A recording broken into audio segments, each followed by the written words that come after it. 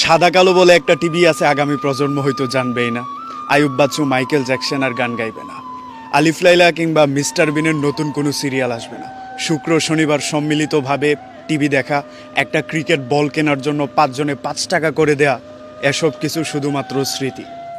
আক্ষরিক অর্থে এই পৃথিবীর সেরা জেনারেশন আমরা, যারা 90-এর পর থেকে 2005 সালের মাঝামাঝি সময়ে শৈশব কাটিয়েছি। সালমান শাহ, হুমায়ুন ফরিদি আর সাদা কালো পর্দায় অভিনয় করবেন। রাজীব, রাজ্জাক এরা আমাদের মাঝে আর আসবেন না। তেলিসামাদ, দিলদার এদের অভিনয় ছিল মনোমুগ্ধকর। হুমায়ুন আহমেদ আর লিখবেন না। দেবী, হিমু, মিসির আলীর মতো কালজয়ী চরিত্র আমরা আর পাবো না। নিজেদের যাদের কোনো মোবাইল ছিল না, প্রেমের একমাত্র বাহন ছিল যাদের চিঠি, আমরাই একটা নরবরে দলকে বিশ্বের দরবারে মাথা উঁচু করে দাঁড়িয়ে বাংলাদেশকে জানান দিতে দেখেছি।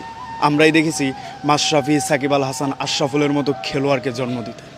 জেমসের বাবা কতদিন দেখি না তোমায়, আয়ুব বাচ্চুর আমি কষ্ট পেতেও ভালোবাসি সহ, আসিফের ও প্রিয়া ও প্রিয়া তুমি কোথায়, এসব দুর্দান্ত গানের সাক্ষী শুধুমাত্র আমরাই। 4G স্পিডের ইন্টারনেট পেয়েছি, গুগল, ফেসবুক, ইউটিউবের মতো প্ল্যাটফর্ম পেয়েছি। তবে মাসুদ রানা কি আগের মতো লিখে? সময় বের করে কি বৃষ্টিতে ভিজা হয়? আমাদের শৈশবের অনেক স্মৃতি আছে। 90 দশকে আবেগে ভেসে যাওয়ার মতো অতীত আছে।